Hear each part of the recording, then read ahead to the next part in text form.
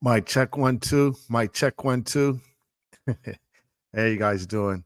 It's your boy Mad Scientist. Want to welcome everybody that has me on YouTube, and also for all my new listeners on Power 97.5 LA. Want to welcome you guys to another edition of. Well, I haven't figured out what I want to call it yet. I know on YouTube I call it Marketing with Mad Scientists, and on the radio we call it Let's Talk Music.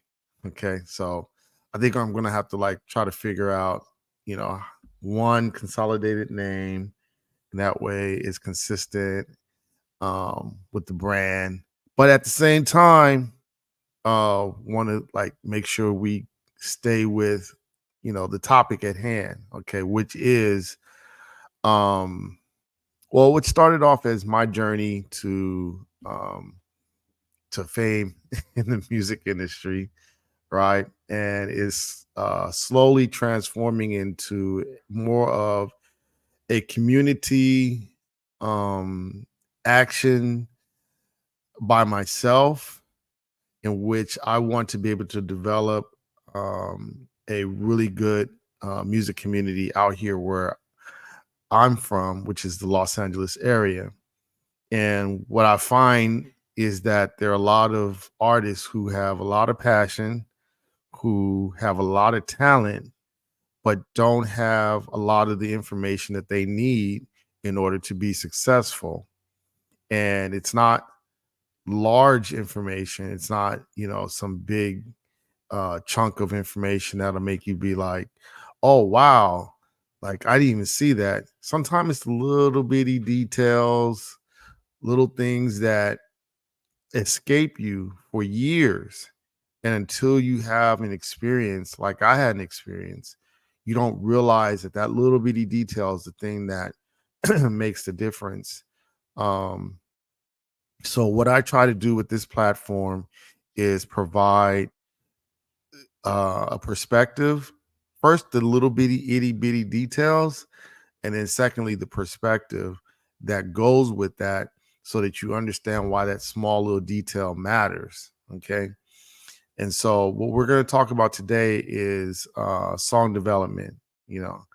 Um, and we're going to talk about an aspect of song development that is rarely talked about, rarely, like most of the time. And I'm also a person that, I committed this sin as well. Okay. You want to make a beat, and primarily what I did prior, when I first started uh, creating music, was I made actual music, or what is commonly known as I made beats. Okay. And whenever you made a beat, you just kind of, like for me, it would be I would be somewhere, maybe playing basketball, or maybe in the shower, or somewhere, just doing something totally different than music, and a beat would come to my head. And when the beat came to my head, I'm so concerned about just trying to get it out that I'm not thinking about the details. I just want to get the beat out. And I'm not thinking about how the song is structured, how the beat is structured. I'm not thinking about who's going to rap on it, who's going to sing on it, how it's going to be displayed publicly. I just want to write the beat. And so I think a large majority of us, we enjoy um, that kind of inspirational process. It's what makes us want to do music. Is that inspiration that comes. We don't know where it comes from, but it comes from just living life. And then all of a sudden you're able to bring it into existence. Okay. And that's what makes us love music. Okay. That's what makes us love the beat making process. And then you get someone who comes around and says, hey, you got to think about these small little aspects of music that are related to music. And we're just so disappointed.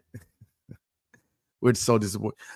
One of the perspectives I want to bring, I want to talk about is the thought that somehow if you learn music theory, somehow you're going to lose the magic, right? And I went to school at Long Beach City. I took some classes in music theory and also production. And I will have to admit, I will tell you, I'm not gonna tell you like, oh yeah, it was this great experience and it opened my eyes, right? What I'm gonna say to you is it was this great experience and it opened my eyes, but it did take away some of my fantasies that I had in my head, growing up. And some of the fantasies, I found that other people also have those fantasies, right? Like the fantasy of, showing up, 2 o'clock, 3 o'clock in the morning at a studio, oftentimes, under the influence with a bunch of friends and just being able to come with this magical beat. Okay. Um, or, having some deep knowledge of some, for me, it was like, okay, certain artists like Stevie Wonder or Earth, Wind and Fire, they had some deep knowledge of some culture long ago that gave them the ability to do what they do. And in some cases, yes, that is true. Um, if you were to, um, I'm looking at the time, and the camera is in front of the ticker. If you were to study, which I did, part of my studies, graduated from Long Beach State, Africana Studies degree, right? And so you learn that a lot of the music that we listen to now, it comes from West Africa. And there are certain cultural things, there are certain practices that transcended from West Africa, and we still do. Okay. One of the aspects is call and response. Okay. If you don't know what call and response is, you can go to any black church and you'll hear the call and response technique, right? We kind of think of it as like, oh, it's just regular now, but this is something that came out of West Africa. Another aspect is the community participation in music. Okay. Whereas in most European music, it was the musicians, they would stand on the stage or be in the amphitheater, or not really the amphitheater, that was acting, but they would be in the opera house and they would perform. And then everyone just kind of sits back and watches or listens to, the performance. And whereas right now, we know that it's kind of common that, you'll see an artist on stage and the audience is singing the song more than the actual performer. Okay. Community participation. It's West African. Okay. So yeah, there are some things that um musicians from the 70s, 60s, 70s, even 50s, going back all the way into the 1800s, that they knew, that they held on to, um, that gave them the ability to create really great music. But for the most part, at the end of the day, it's still music theory. It's still music. All right. It's still some simple concepts that are very simple. Okay. That I'm not going to go into. Trust me, this is not a music theory video. This is more of, some things that are very, very basic, but you probably didn't think about it. You know about it for sure, but you didn't think about it. And now I'm going to give you a perspective so that you will start thinking about it, so that when you're making your songs and your beats, that you are considering these things that I'm going to discuss with you, and you're not going to forget about them. Okay. And it doesn't, and let me just tell you right now, if you feel confined in a box, Okay. If you feel confined in a box, as though you can't create because of these things that I tell you, then you need to really evaluate um, your ability to write music. Okay. And I know that's a strong statement. You're like, wow, mad scientist. That's like, what are you trying to say? I'm trying to say that, listen, um, there are some things that are universal that and, you know, to have the idea that you're going to have, it's like trying to play basketball and there's no out of bounds. Okay. Yeah, you could play basketball with no out of bounds. You could play basketball with no rules, but then at some point in time, it's not basketball anymore. You just throwing the ball into the hoop. And that's fine. There's some people who like to just throw the ball into the hoop and have their friends and everybody just throwing ball in the hoops. But if you're saying, hey, listen, I want to play the game of basketball, then you got to understand that there's some out of bounds. There's some rules. You can't just travel. Okay. You can't just foul people, you know? And so this session in a way is a way of saying, okay, here's the out of bounds. Here's the traveling, the double dribble, here's these rules that you want to keep in mind so that um, you find yourself having more success than failure. Okay. All right. So I'm going to now keep in mind that this is going to actually go on radio. And as you see, many of you guys can see, I work for 97.5 LA. It's on the iHeart Radio app. So if you're watching this on YouTube, then download the app. Okay. Check me out every day. I'm on the air 11 a.m. to 3 p.m. Okay. 97.5 LA because I'm stationed out of LA. All right. And here's the thing. Here's one of the positives. If you're able to like master what I'm telling you right now, okay, then it'll make it easier for you to then submit music to not only my radio station, but a lot of other radio stations that are on the iHeart Radio app. Okay.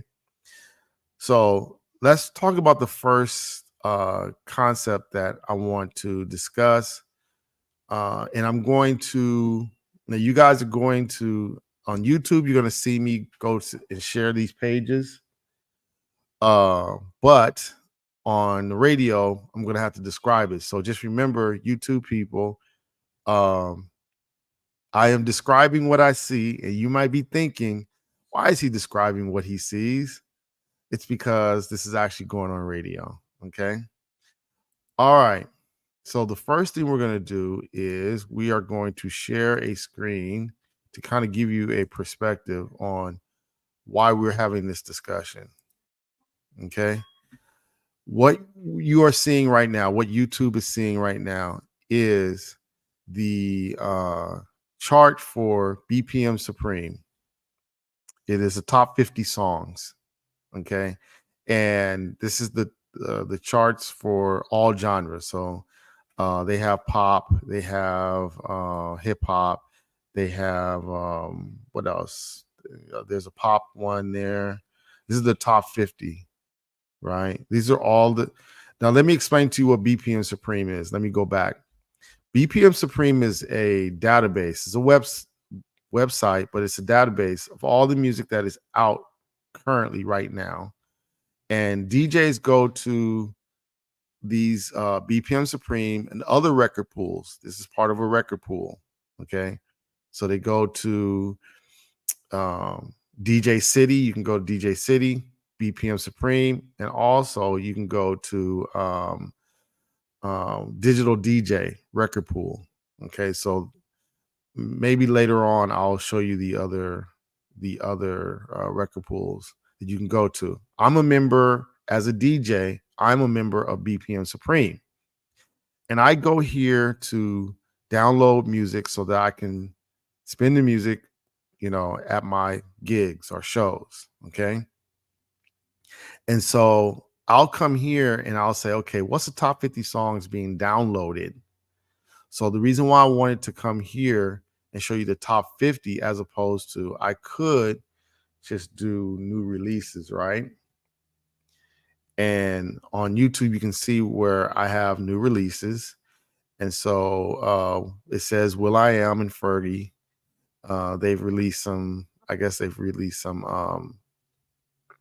remixes of Fergalicious. Okay, I could see that, right? I can also see with the hip hop and R&B new releases, everything that's coming out, right? And I'm not saying I don't go to the new releases. I do actually, but for the purposes of uh, this particular discussion, I wanted to go to the top 50 songs that are being downloaded right now. Now, the first thing you'll understand is that majority of the songs that are being downloaded are hip hop. Okay.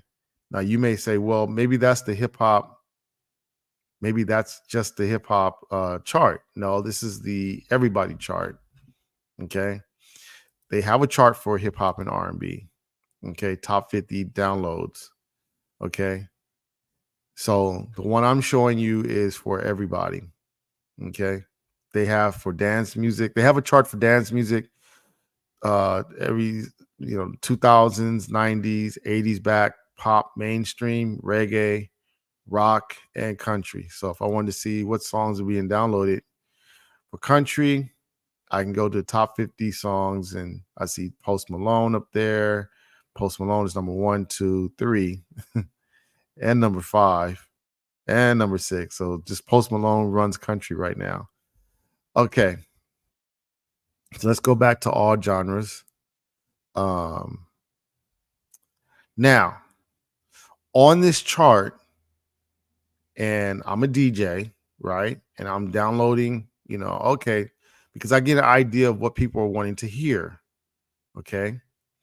One song that I know I can attest to that people like to hear is Rock Your Hips. It is number 1 by 310 Baby and Saweetie. Okay. 310 Baby and Sweetie, Rock Your Hips. That's number 1. Okay. I can tell you that people want to hear that song. Okay. Another song that people are going to want to hear, and they are hearing it, is Sexy Red Outside with Fat Man Scoop and somebody else. I can't pronounce that name. Okay. But it's pretty much Sexy Red and Fat Man Scoop. And then you have The Nasty with Tinashe and Tyga, the Nasty remix. Okay. And so this is a really good representation of what people are listening to. Okay. So what we're going to do is use this chart as a way to find out how we're going to make our beats. But we're not going to sit here and listen to the song and then say, this person did this, so let me do that too. That's not what we're talking about. Okay. And most of us reject that idea because we don't want to sound like everybody else. It doesn't really benefit you to sound like everybody else, because only thing, if I were to come here and say, I'm going to make a song just like Rock Your Hips, the only thing I'm doing is I'm promoting this, whoever made this beat, I'm making them bigger than where they are now. And if all of us are making the same beat, then 310 Baby is not going to say, ooh, Mad Scientist, you made the same kind of beat as the guy that I already work with, but let me go work with you. That's what 310 Baby is not going to do. Okay. If I make songs the same as Drake's producers, Drake is not going to say, I'm going to stop working with 40. I'm going to stop working with the ones I trust and go work with you, Mad Scientist. That's not going to happen. The way I get 310 Baby, Drake, or Sexy Red, or Tinashe, or anybody to decide I'm going to work with Mad Scientist is by having my own style, and they saying, you know what, I like your vibe, I like your style. Okay. So I would not recommend just going down and say, okay, I'm going to make 50 songs that sound like these, because I know people are going to like them. Maybe local artists, but then the local artist is just pretty much going to be pushing out the narrative, the same narrative as 310 Baby or Saweetie. and they're not going to be able to. If that was the thing that worked, then trust me, it would be a lot more people. Um, and you could debate. We could debate that issue, but that's what this video is not about, is debating that issue. Okay. But I just want to make my point clear. It's not about sounding like these people. What the information that you do want to look at is what I'm pointing to right now, the BPM. Now, when you log into this system, it will tell you, it tells DJs, and it will tell you, because you're looking at it, what the BPM of the song is and the key of the song. Now, it also tells you the genre, but okay, that's not the important thing. The important thing is the BPM and the key. Okay. The BPM and the key of the song. And these are two things that are fundamental to music, but these are things that when you're making beats, you don't think about, oh, what's the BPM of the song and what's the key of the song. We're just thinking of, I just want to get this song out. But these are the things that are very, very important. They're very important. Okay. And the key of the song is very important, is super important, especially if you're in the genre of hip hop. Okay. If you're in the genre of hip hop, you want to know what key, you want to care what key. Why? Because the key of the song will determine the frequency of the kick or the 808. And if your 808 is either too high or too low, then that's going to affect the sound of the beat. If it's too high, it's going to be annoying. If it's too low, you won't hear your 808. You're going to think, I could hear it. Maybe you could hear it. And with subwoofers, but the average person is not going to really hear it. Okay. And later on, I'm going to actually show you the frequencies and the actual keys so that you can understand that you have to take these things into consideration. And there's a reason why people stay in hip hop around certain keys, because they're saying, let's take, for example, um, Tinashe's Nasty. Okay. This is what's called a club banger. Rock your hips. It's what it's called, a club banger. What does that mean? That means these are songs tailor made for nightclubs. Okay. And nightclubs tend to have large subwoofers that theoretically can go down to 20 hertz. Okay. But you want people to be able to hear it and feel it. Okay. When you get down to 20 hertz, they can feel it, but not really hear it. If you go too high, it's going to be a bass sound that is, it's going to be annoying. Okay, that's the best word I can use. It's going to be annoying. If you take your bass frequencies too high, it's going to be annoying, especially if the entire song. Now, if it just goes up and comes down, like a bass slide, okay, that's one thing. But just staying constantly on that high note, it's going to get to be annoying. Okay, I'm a DJ, and these are things that I know. Okay, but when you're making beats, these are things you want to consider. The key. Now, let's use another example. I'm just going to Travis Scott. And the reason why I'm picking up Travis Scott is because he does a lot of festivals. Okay, he's not the nightclub guy; he's the festival guy. So I want to bring that attention to you, because when you're making your beats, you have to know, is this for the club or is this for the festivals? Okay. Two different environments. And so again, you want to go look and see, his biggest songs. What key are they in? Now, is it going to be a huge difference? No. But you want to at least take a look at it and say, okay, let's go to his original music. Okay, that's his music. Okay, you want to study and see, where is he keeping his key. Okay, because those are different. That's a different audio setup. It's a different environment. It's generally outdoors. Um, the different types of subwoofer, not types, but different size subwoofers. Okay. Um, and so the bass that is being pushed out is going to be affected by the subwoofers. And so the bass, the key that you choose will determine the bass. So when I look at his list here, I'm looking at his list of, and this is pretty much, is it going? I'm looking at the date over here when it was added. And yeah, it's going by like his most recent stuff to his oldest stuff. So I'm seeing a lot of consistencies. Like the most recent song that he's added to this database is Active. Okay. It's in the key of C minor. That's an Afrobeat song. Hip hop. With Ice Spice and Travis Scott. F sharp minor. Okay. Parking Lot. G minor. Now, G minor and F sharp are very close in terms of key. Okay. So essentially, it's almost the same key. It's a half step. Okay. Then he has FTCU. That's not really his song. That's Nicki Minaj's song. Let's find something that is his. He's been doing a lot of features. So let's go back a little bit.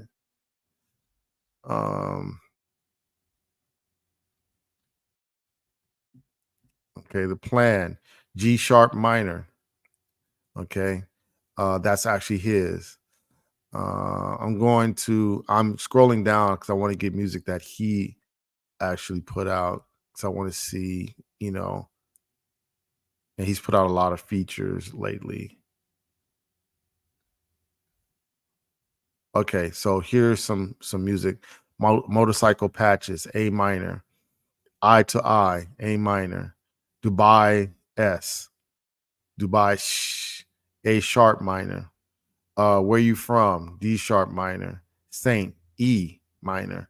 Okay, so to me, there's a consistent pattern. Okay, he's staying around a certain area, and we're going to see that area that certain frequencies that he's pushing out to his audience. Okay, and it's very, very close. I understand music theory, so I know that this is from A minor to C minor is very close in terms of frequencies. Okay, and essentially with these 1, 2, 3, 4, 5, 6 songs, he's pretty much pushing out A. Okay, around that frequency. And we'll look and see what the A frequency is. Okay. So key is important. Okay. The next thing that you're going to see on here is BPM. Okay. And BPM is important. I'm going to look up YG. I'm from California. We play a lot of YG. Okay. He's pretty much a goat out here. Now, what you'll see with YG is another consistent pattern.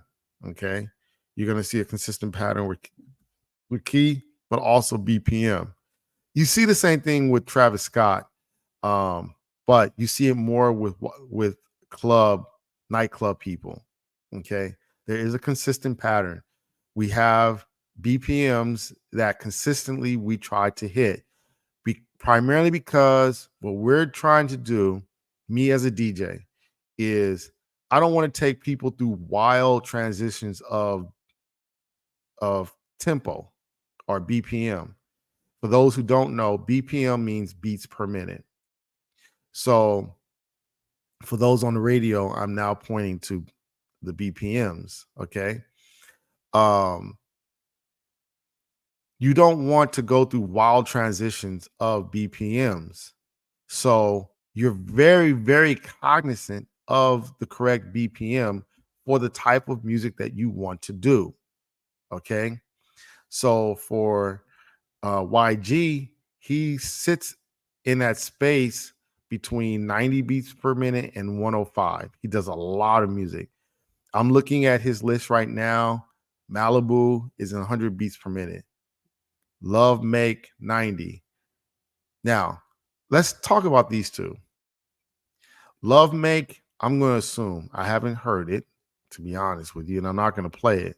But just from the title, Love Make, it's something about love, whether it's toxic love or romantic love. I don't know because I haven't heard it. But it's very interesting that Love Make is 90 beats per minute. Why? Because a lot of the R&B songs sit in this 90 beats per minute. They sit in this between 88 and 95 beats per minute. Okay, actually 85. So a lot of R&B songs. So if this is a toxic love or if this is a romantic love, doesn't matter. It's talking about some kind of love. 90 beats per minute is actually a great tempo for that subject matter. So who's ever making YG's music, which a lot of time is DJ Mustard, he's very cognizant, and DJ Mustard is a DJ. So DJ Mustard is going to know, okay, this is a love song, whether it's toxic or not, right? I need to put it into this BPM. And to be honest, it's the same thing I do. If I look and say, an artist says, okay, I want to do like a love song. Okay, I'm going to immediately put it into this BPM. I'm not going to make it too fast because there's not too many R&B songs that are super fast unless you're dancing, right? But a lot of them, when it's like talking about love, is in this 85 to 95 beats per minute area. Okay. Malibu, which is another song, I haven't heard it yet. But let's talk about something I have heard. He has a song Stupid. Okay. Perfect BPM 105. Okay. If you've heard the song Stupid, which I'm not going to play, or you have another song he has, Shake. Okay. We can tell that this song pretty much, I can tell you, it's pretty much about shaking. Shaking what? Shaking, girls shaking. Where are they shaking? In this 100 to 105 BPM. Okay. So if I get on an artist who says to me, hey, I want to, this is a club banger. This is very, very common. I have a club banger. Okay. I'll ask them what is the beats per minute. Before I hear the song, I want to know what's the beats per minute. If they tell me it's a club banger and it's like 90 beats per minute, in my brain, that's not a club banger. Okay. Now we're going to talk about that. I'll expand on it more. But what I'm saying to you is out here on the West Coast, okay, out here in California, our club shaker music is between 98 and 105 beats per minute out here in California. In the South, they may say, whoa, whoa, whoa, whoa. Okay. And I would agree. Okay. Because right now, the South, they're twerking at 90 beats per minute. Okay. And we'll talk about that. We'll go back to that. But out here in LA, this is our shaking between 95 but closer to 105. YG, who is from the West Coast, knows this, understands this. So he's delivering to his core audience what they want. Naka, I like Naka. It's a new song that's out. Okay, I actually like it. 104, okay? Perfect. Love it, okay? But if you look at something like My Hitter with YG, with Young Jeezy, Rich Homie Quan, it's a club song, but it's a different BPM. Why? Because YG is catering to a different audience down south. And this BPM of 86, which is My Hitter, 86 is consistent with the South. The South is right now, they are twerking at about 90 beats per minute. Think about Sexy Red. Let's look up Sexy Red.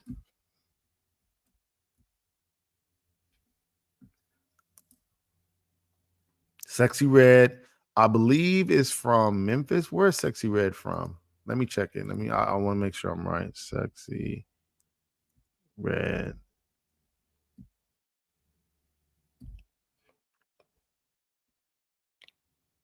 Sexy Red. Where's Sexy Red from? What's her Wikipedia? Sexy Red is an American rapper. She is St. Louis. Yeah, that's what I thought. For some reason, I wanted to say Mississippi, but then I was like, nah, she's not from Mississippi. Okay, so she's from St. Louis, which is not down south, but it's not West Coast, right? I think they consider it Midwest. But if you look at a lot of her music, let's go to the original, not the when it says all right here, you'll see me. This is all the remixes and everything. Okay, so let's go to the original. So you'll see she has a song "Come Here" with Boss Man D-Lo and Sexy Red. It's 80 beats per minute. Okay. Um, MPO 75 beats per minute. Okay. Um, Get It Sexy 73 beats per minute. That's where they are down south. Okay. So if you are down south and you're listening to this, or if you're looking at this on YouTube, yes, you will have to adjust your BPM accordingly, okay, to your area because it's a different vibe, okay? And this is, as artists, this is what you're gonna want to need to know. You're gonna need to know this stuff, okay? And this stuff is readily available, right? Ski Yee is at 83 beats per minute. Okay. So a lot of the stuff coming out, Pound Town too, 89 beats per minute, Pound Town, 89 beats per minute. Okay. So for me as a DJ, I know these things. And so when I'm making beats, if I'm making beats for somebody who wants to do something more southern, I'm going to adjust the BPM accordingly. Okay. And this is some little detail that you may think it's not that important, but it's very important because if you go down south with some YG 105, they're going to look at you crazy. They may do it like we do southern music here in LA. Okay. In fact, Sexy Red got all of LA just like on some southern stuff. And I'm noticing that, let's go to D-Lo, Boss Man D-Lo. Now we're getting all these guys coming out. He's got to shake that ass, twerk song, 88 beats per minute. Come here, get it with me, run it up. Everybody's doing that BPM right now, even in LA. Yeah. So, but we understand what it is. I'm not confused to think, I'm gonna do West Coast music at 80 beats per minute. No, it's gonna be some southern style in this. And if you're on YouTube, you can see I've switched to his original. He has 7 original songs. The artist name is Boss Man D-Lo. For those on the radio, is Boss Man D-Lo, right? And I'm switching over to all his original songs. And this guy let me find out, let me make sure he is from the South. I'm assuming he's from the South. Okay. Let's find out where he's from. Boss Man D-Lo. Where's Boss Man D-Lo? Tallahassee, Florida. Okay. Now I'm a little surprised because usually people from Florida, they go super fast, right? But I'm not surprised because, again, he's from the South, deep South, right? And so if you can see on YouTube where his BPMs are, pretty consistent. On radio, you're going 77, 79, 82, 80, 80, 88, 79. Pretty consistent. And then look at the keys: C minor, C minor, E minor, E minor, D minor, F sharp minor, E minor. Pretty consistent. Why? Because he wants a certain amount, a certain frequency he's hitting consistently because it works for his audience. Certain BPM he's hitting consistently because it works for his audience. Okay. So these are the two aspects that I want to bring to your attention so that when you're making your music, you're not just randomly throwing a beat and a sample together and thinking like it's going to work. It's not going to work. Okay. Now, I want to show you guys, and I want to talk about um, the DJ working with DJs. Okay. Share this tab instead. When you're a DJ, you don't see C minor, E minor, A minor. Okay. What you see in Serato is 11B, 12B, 1B, 2B. Okay. And you'll be wondering, what is that? It's the harmonic mixing, okay, that DJs use. And the reason why we use this and the reason why it's important is because when we have songs go, say for example, I'm have a key that's D flat minor, and that's 12A. If I go to a song that's 1A or 11A, and for those on radio, that's literally like there's no like you don't have to think too deep about it. If I have a song that's in the key of 12A, and I'm currently playing the song and it's in the key of 12A, which is actually D flat minor. Okay. You want to Google DJ harmonic mixing and you can actually come up. There's an actual name for it. I think I should not be lazy and look up that name so that I could be like consistent. But I don't want to have this video go for too long, and I got like 9 more minutes. Okay. So if I'm playing a song that's in a key of D flat minor or 12A, that's what I'm going to see on my Serato is 12A. It's going to sound better if I go to the next song and it's either 11A, 12A, or 1A. Okay. And think of this as a clock. So those who are listening on the radio, think of it as a clock. So 12 o'clock, 1 o'clock, 2 o'clock, 3 o'clock, 4 o'clock, all the way down back to 12 o'clock again, right? If I'm at 12 o'clock, it will sound better if I either go to 1 o'clock or if I go back to 11 o'clock. It will just sound better. And now in the early 2000s, it didn't matter. You can just go song to song. It didn't matter what key. Okay. Because that was basically hip hop. But now that hip hop music is sounding more electronic and the 808s are tuned back in the 90s and the early 2000s, you were using a lot of kicks, and these kicks were not, they didn't have a tune. They did have a tune, but they didn't really have a tune, right? They didn't have a melody.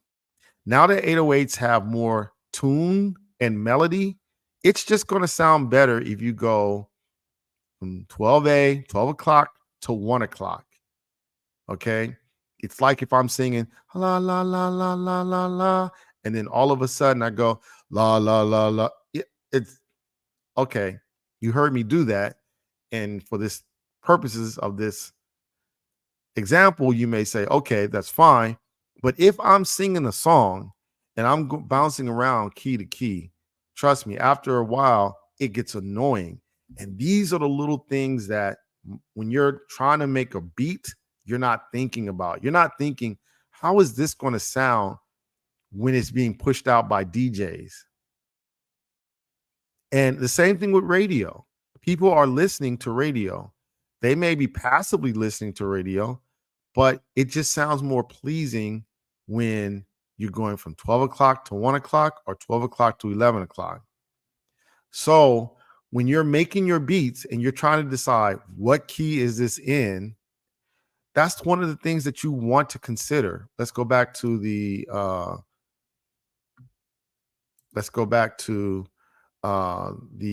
record pool. So if I know that my song, let's go back to the trending top 50. I'm on the West Coast. 310 Baby is from the West Coast. And I want to make a song that would not sound like his, but do well. And it's very similar to Rock Your Hips. It's a booty shaking song. Okay. Just like Rock Your Hips. It's a booty shaking song, right? His key is F sharp minor. Okay. F sharp minor. Let me find it on the is 11A. Okay. I want to try to make my song be very similar to his same key. It doesn't have to be the same key. Could be. He doesn't own the key. But I could go back if that one is 11 o'clock. If F sharp minor is 11 o'clock, and those on YouTube can see me switching over. I'm sorry on radio. If F sharp minor is 11 o'clock, that means I can either go to 12 o'clock or I can go to 10 o'clock. So I can go 10 o'clock, one back, and go F sharp minor, same key, or I can go ahead, which is 12 o'clock. For those who are into music theory, that would either be B minor or D flat minor, or I can just go with F sharp minor. And that way, when my song is being presented or being played, and I'm like, oh yeah, it's similar to Rock Your Hips. It's a booty shaking song. As a DJ, I'm not annoying my crowd. I may like you as an artist. I may want to play the song, but if my crowd is annoyed for a reason that they don't understand, but intuitively they're just thinking like something is off. I don't know what's off, but something is off. Okay. Then I'm pretty much not going to want to play this song. Okay. And so these are two aspects of, let me go back to my camera. Okay. Because I want to wrap this up. Okay.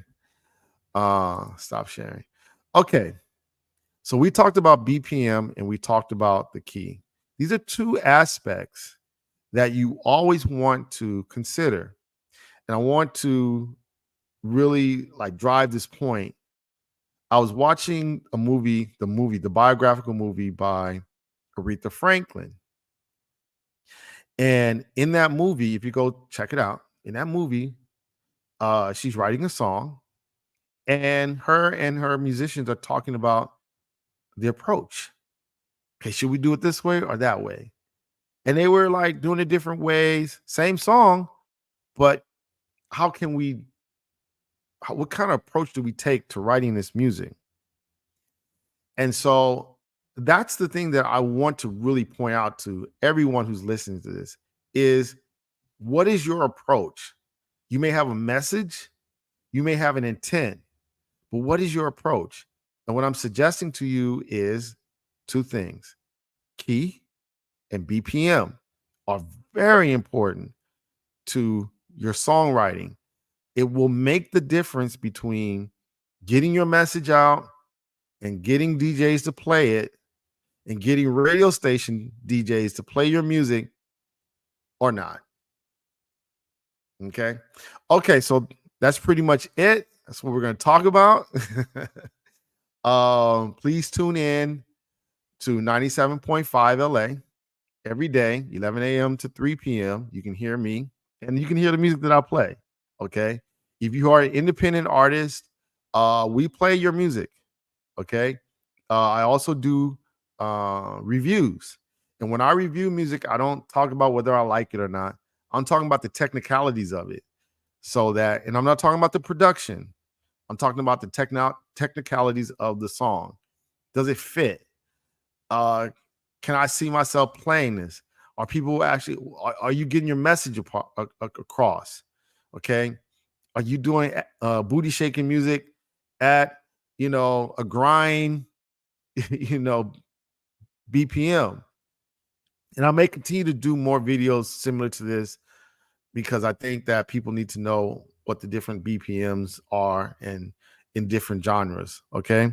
But definitely stay tuned, 97.5 LA. And then for those who listen to this on the radio, make sure you tune in every week. Okay. And so you can get really valuable information.